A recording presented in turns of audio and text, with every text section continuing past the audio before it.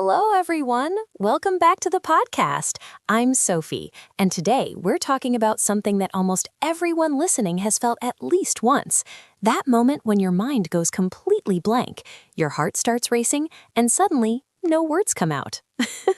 Hi, everyone. I'm Leo. And yes, that moment is so real. You want to speak, you know the words somewhere in your head, but your brain just freezes. It's like your English disappears exactly when you need it most.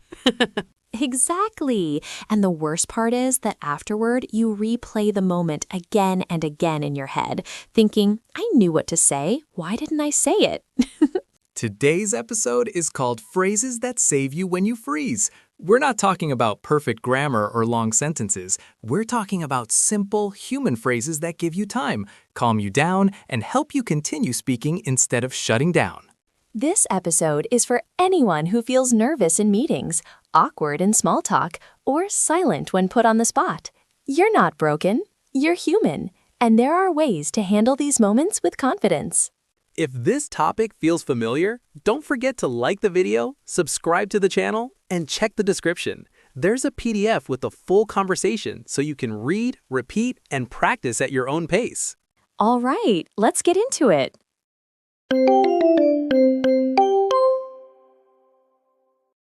Leo, do you remember a moment when you completely froze while speaking English? Oh yes, very clearly. I was in a work meeting a few years ago, and my manager suddenly asked for my opinion. I had ideas, I really did, but the moment all eyes turned to me, my mind went empty. I smiled, nodded, and inside I was panicking because I felt like time stopped. I can really relate to that feeling. It's like your body reacts before your brain does. Your shoulders get tense, your breathing changes, and suddenly you're fighting your own thoughts instead of focusing on the conversation. Exactly. And back then, I thought freezing meant I wasn't good enough at English. But later I realized it wasn't about language level, it was about pressure and fear of sounding wrong. That's such an important point. Freezing doesn't mean you're bad at English. It usually means you care. You want to say the right thing, so your brain tries to be perfect, and then it shuts down. Yes, and that's where these saving phrases come in. One phrase I learned later completely changed how I handled those moments. It was, let me think about that for a second. It sounds simple, but it gave me space to breathe. I love that phrase. And the magic is that it sounds natural. Native speakers use it all the time. It doesn't sound weak or unsure. It sounds thoughtful and calm. Exactly. And while you're saying it, your brain gets a few seconds to wake up. Another phrase that helped me was, that's a good question. Even if it's a simple question, this phrase buys you time. That's such a useful one. When you say, that's a good question, you're not just filling silence, you're also showing respect and interest. And while you're saying it, you can feel your body relaxing a little. Right. I remember once using both together. I said, that's a good question. Let me think about it for a moment. After that, the pressure dropped and my ideas started coming back. I think many listeners believe they need to answer immediately, but that's not true. Pausing is normal. Thinking is normal. Silence is not failure. Absolutely. Another phrase I want to share is, I'm not sure how to say this, but.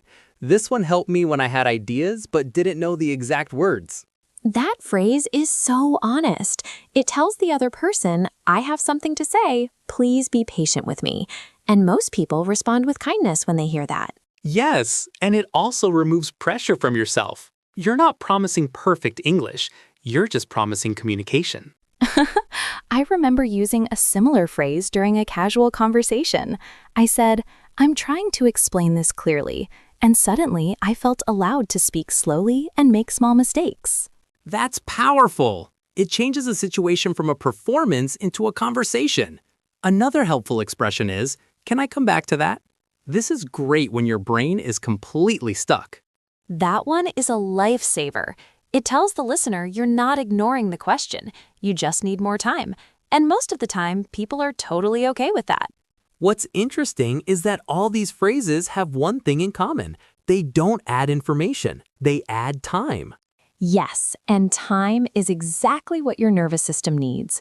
Once you calm down, your English comes back. It was never gone.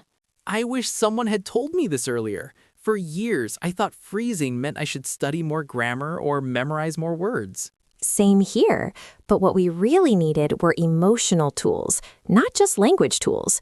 These phrases help you feel safe enough to speak. And once you use them a few times, something changes. You stop fearing silence. You stop rushing. You start trusting yourself. And that trust is everything. When you trust that you can handle a freeze, freezing becomes less scary. Sometimes it doesn't even happen anymore. Exactly. It's like knowing you have a safety net. You're more willing to jump. And for anyone listening right now, I want to say this clearly. Freezing does not define your English ability. It's just a moment, and moments pass. And you don't need many phrases. Just a few used well can completely change how you feel when speaking. In the next part, we'll share more real-life situations and show how these phrases work in everyday conversations. And we'll talk about how to practice them so they come naturally when you need them most.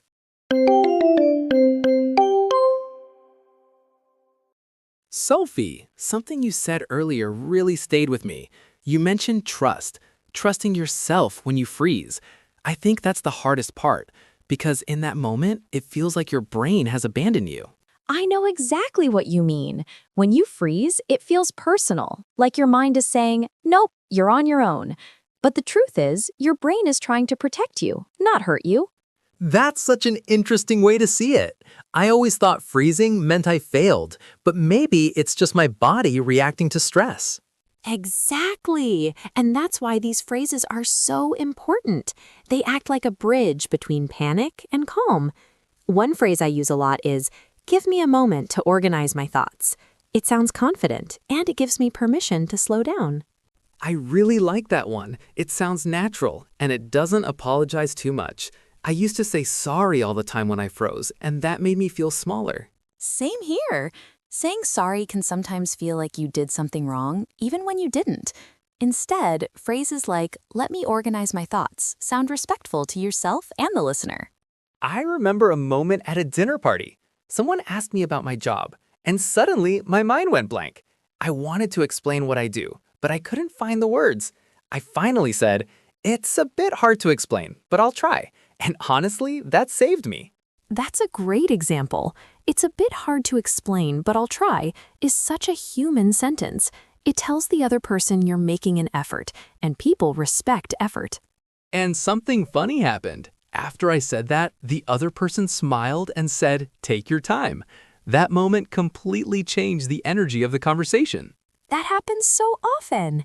We imagine people judging us, but most of the time, they're actually waiting patiently. They're not counting your mistakes. They're listening. Another phrase I've learned to love is what I mean is. I use it when my sentence starts badly or feels messy. Oh, that one is gold. What I mean is, gives you a reset button.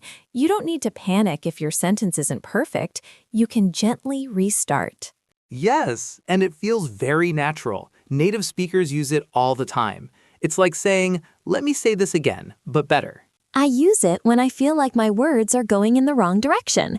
Instead of stopping completely, I continue and guide myself back. There's also a phrase that helped me in conversations with fast speakers. I used to freeze because they spoke so quickly. Now I say, let me make sure I understand. It gives me time and clarity. That's such a powerful phrase, and it shows that you care about understanding, not just responding. It turns the conversation into a shared effort. Exactly. And while I'm saying it, my brain catches up. I can think again instead of just reacting. I think one reason freezing feels so scary is because silence feels loud. But silence doesn't mean failure. It means thinking. That's true. We often think good speakers talk nonstop, but good speakers actually pause a lot. Yes, pauses make your speech sound thoughtful. When you use phrases like, let me think for a moment, the pause becomes intentional, not awkward. I want to share one more phrase that really helped me emotionally. It's simple. I'm a little nervous. But the first time I used it, I was surprised by how freeing it felt. I love that honesty. Saying, I'm a little nervous takes the pressure off. You're not pretending to be perfect anymore. And interestingly, once I said it, I felt less nervous. It was like naming the feeling made it smaller. That's such a human reaction. When you hide your fear, it grows. When you name it, it softens. I think listeners need to hear this clearly. You don't need to fight the freeze aggressively. You can gently move through it. Yes, and these phrases are not tricks. They're tools. Tools that help you stay in the conversation instead of leaving it. And you don't need to memorize long lists. Even choosing 2 or 3 phrases and practicing them can make a huge difference. Practice is key. Saying these phrases out loud, even when you're alone, helps your brain remember them under pressure. I practiced while walking or doing simple tasks. I would imagine someone asking me a question and then calmly saying, "That's a good question. Let me think." That's such a good idea. Your brain doesn't know the difference between real and imagined practice. It still learns. And slowly, freezing moments become shorter. They don't disappear completely, but they don't control you anymore. Exactly. You start feeling capable instead of helpless, and that changes everything about how you speak. In the next part, I'd love to talk about emotional freezes, the ones that happen because of fear of judgment. Yes, those are very real, and we'll also talk about how to recover after a freeze, even if it already happened.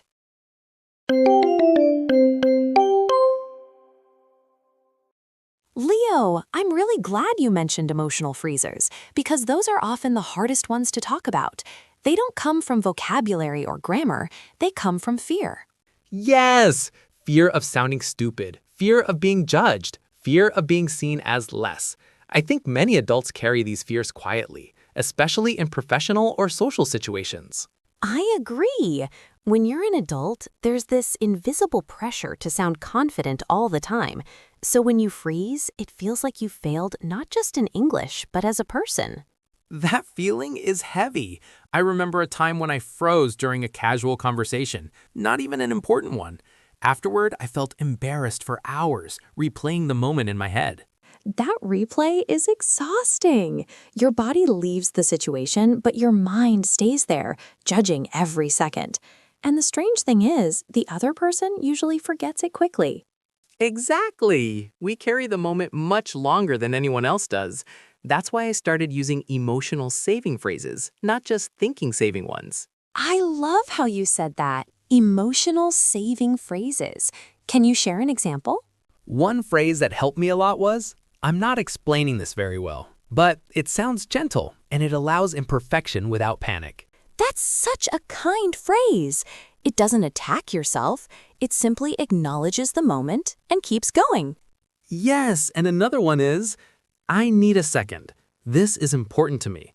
I used this once in a serious conversation and it completely changed how I felt. That's powerful. It tells the listener that you care, and it tells yourself that you're allowed to slow down. Exactly. Instead of feeling rushed and small, I felt grounded.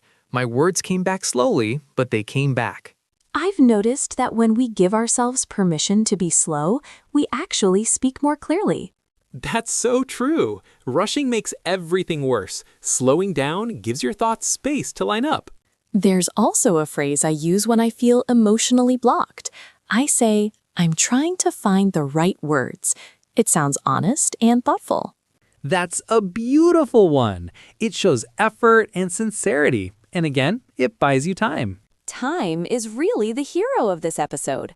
Every phrase we're sharing creates time. And time calms fear. When fear goes down, English comes up. I love that. Fear down, English up. That should be written on a wall somewhere. I'd put it on my wall for sure. Another thing I want to talk about is what happens after you freeze. Many people think the moment is ruined forever. Yes, like there's no recovery. But that's not true at all. You can always come back. One phrase I use after a freeze is, "Okay, let me try that again." It sounds confident, not apologetic. That's such an important detail. Try again is strong. It doesn't sound like you're giving up. Exactly, and people usually respond very positively. They're happy to listen again. I've also used, I lost my train of thought for a second. That phrase is very normal and human. Yes, and native speakers use it all the time. It doesn't sound like a language problem. It sounds like a thinking moment. That's a great point. Many phrases that save you are not English learner phrases. They're just human phrases. And that realization changed how I see myself. I stopped seeing myself as a weak speaker and started seeing myself as a normal one. That shift in identity is huge. When you stop labeling yourself as bad at English, your confidence slowly grows. I also want to mention self-talk. What you say to yourself after freezing matters a lot. Yes, the inner voice can either heal you or hurt you. I used to say, that was terrible. You embarrassed yourself. Now I try to say, that was hard, but you stayed in the conversation. That's such a healthier way to look at it. Progress isn't about perfection. It's about staying. Exactly. Staying in the conversation, even when it's uncomfortable, is a win. And every time you use one of these phrases, you're training your brain to feel safe while speaking. Safety is everything. When your brain feels safe, it lets you speak. For anyone listening who feels stuck, I want to say this clearly. You are allowed to pause. You are allowed to think. You are allowed to try again. And freezing doesn't erase your ability. It's just a moment, not your identity. In the final part, we'll talk about how to make these phrases automatic so they come out naturally when you need them. And we'll end with a message for anyone who feels tired of trying but doesn't want to give up.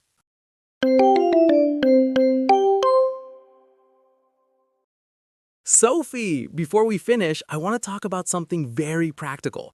How do we make these phrases automatic? Because knowing them is one thing, but using them in real life is another. That's such an important question. For me, it started with choosing just a few phrases, not all of them. I picked 2 that felt natural to my personality, and I practiced only those. I did the same. I think I chose "let me think for a moment" and "what I mean is" because they fit how I speak. Trying to use too many phrases at once felt overwhelming. Exactly. When you choose phrases that feel like you, your brain accepts them more easily. They don't feel fake or forced. And practice doesn't have to be complicated. I practiced in very small moments. For example, when someone asked me a question in my own language, I would answer it in English using one of the phrases. That's such a smart approach. You remove one layer of difficulty so you can focus on the phrase itself. Yes, and I also practiced alone. I would imagine simple situations, like someone asking, "What do you think?" And I would calmly say, "That's a good question. Let me think." That kind of mental practice is powerful. Your brain learns the pattern, and later, in real life, it feels familiar. Another thing that helped me was slowing down my breathing when I froze.